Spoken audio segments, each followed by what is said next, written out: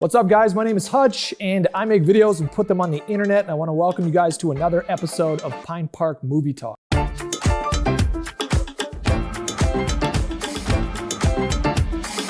So for the last episode, we discussed 5 films that I think you should definitely watch while high, from Dawn of the Planet of the Apes to The Grand Budapest Hotel to Into the Spider-Verse. They are all just an absolute blast to watch if you're in the right state of mind. If you haven't watched that video, I'd highly recommend doing so first, and the link for that will be in the description below. For today's video, we're going to tackle something a little more broad than the last one. We're going to discuss who I feel are the best directors to watch while high.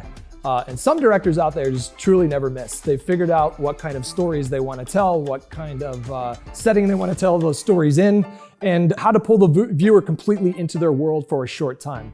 That's my experience anyways. There are directors out there that manage to captivate me basically every time they drop a film. They pull me into their world and manage to get my full attention and focus through various methods. Sometimes you totally focus on a film because it won't stop making you laugh. Sometimes it won't stop making you think, to consider a different experience, to widen your understanding of culture and the world at large, or some essential part of the human experience, whether that be rage or violence, love and compassion, humor and understanding. Sometimes it's because the film is visually beautiful. Sometimes it's the audio that pulls you in and evokes strong emotions like sadness, regret, hope, empathy, and so on and so forth. Any film scored by Hans Zimmer comes to mind here. And of course, if weed comes into the equation, these emotions are heightened along with your focus on the film. That's my experience with Bud in movies. It helps me get to a place of total awareness and escapism. It allows me to let go of outside distractions and get lost in a story, and who doesn't love that? There are a metric fuck ton of directors out there that produce these kinds of experiences, so choosing a top 5 for me has proven quite difficult. There are so many directors that I would like to see on a list like this: Guillermo del Toro, Iñárritu, Spielberg, Cameron, Ridley Scott, and on and on and on. I could talk for hours about my favorite directors over the years and why they make great films, or for when you're getting high, but we're not gonna do that in a 10-minute YouTube video, so let's just jump into my list. First off, I wanna talk about a director that I believe should be on anyone's top 5 list of directors to watch while high, and that is Wes Anderson. Wes Anderson has a really distinct style, a distinct and noticeable style of making films. The Royal Tenenbaums, Moonrise Kingdom, Grand Budapest Hotel, The French Dispatch, Isle of Dogs, all of them animated or live action. They all share very similar structures. His films are childlike and whimsical, playful and humorous, sometimes quite dark, and most importantly, they're all masterfully done. He will pull you into his world every single time. If you're not a fan of 3-hour movies, he's also got you covered there. None of his films are too long, none of them drag on. All of them have fun soundtracks, all of them are paced really well, and all of them inspire the kind of emotions that I talked about earlier. It's physically impossible not to smile watching his movies. They all make you feel good one way or another. He is truly one of the best directors, I think, of this generation, and there are very few people who I think could make films that are more perfect when you're high, relaxed, and ready to laugh. He's wonderful. He's just wonderful. The next director on my list is ALFONSO CUARON, who broke out big with Harry Potter and The Prisoner of Azkaban. Honestly, like every Harry Potter film is just fun as hell to watch when you're high.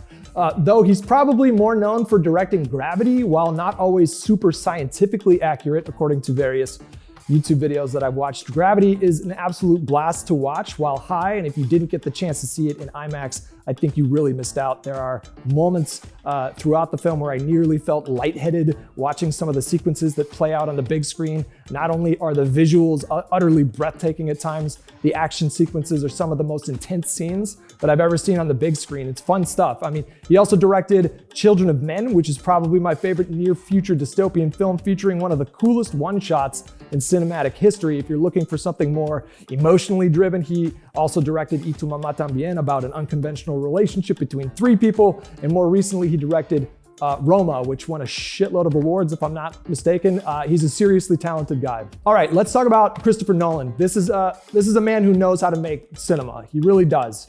Which isn't to say that his films are perfect, because they're not. Tenet didn't quite land for everybody, though I myself enjoyed it.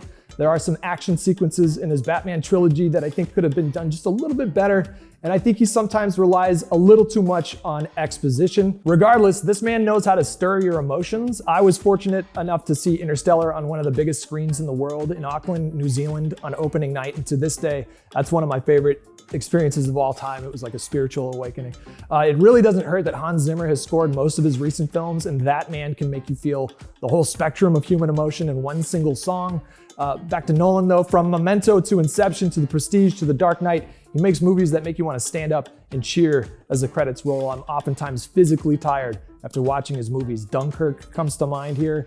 He's one of the most talented directors alive, and each and every one of his movies is an absolute delight to watch while high. All right, so now I want to talk about David Fincher.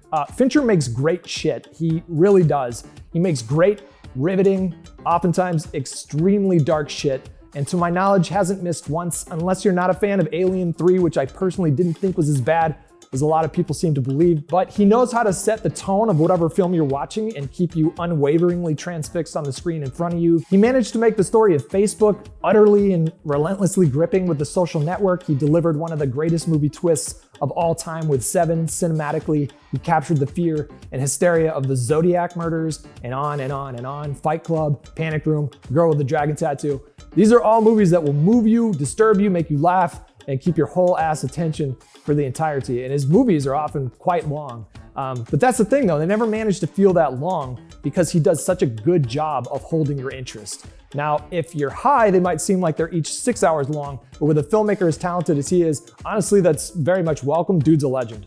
Finally, we have arrived at my personal favorite director to watch while high. This probably won't come as a shock to a lot of people who know me and follow me on social media. I have sung his praises probably more than any other director in recent memory, and there's a long list of directors that I love. Let's talk about Denis Villeneuve. So Villeneuve came on my radar when Sicario came out in 2015. I knew nothing about him, and honestly, the first time I watched that film, it left me a little unsettled. But as is oftentimes the case, I went back and rewatched it and was blown away by how tense he made me feel building up to a jaw-dropping climax. I went back and watched a couple of his older films, Prisoners and Enemy, and was similarly blown away. Then he hit me with Arrival, which on top of being a great sci-fi flick is just this incredibly human and emotional film. No shot, you don't feel feelings watching that movie, just no shot at all. His most recent films though, my God, Blade Runner 2049 and Dune are simply triumphs of cinema, and holy shit, they are so much fun to watch while you're high. Nothing tops them. Dim the lights, turn the audio way up, and he will take you to another world entirely. It's just brilliant stuff. As always, please feel free to list any directors that you feel should have been on this list. I've seen thousands of films in my lifetime, but I haven't seen everything, and I'm a guy, and I'm an American, and I'm a boomer. My experience is limited, and I welcome movie suggestions. Leave a comment below and enlighten this old fool. Also, subscribe, hit the bell icon. If you don't want to miss any Pine Park content, you can find me on Twitter at Hutchinson. My channel name is just Hutch on Twitch. Till next time, stay frosty out there.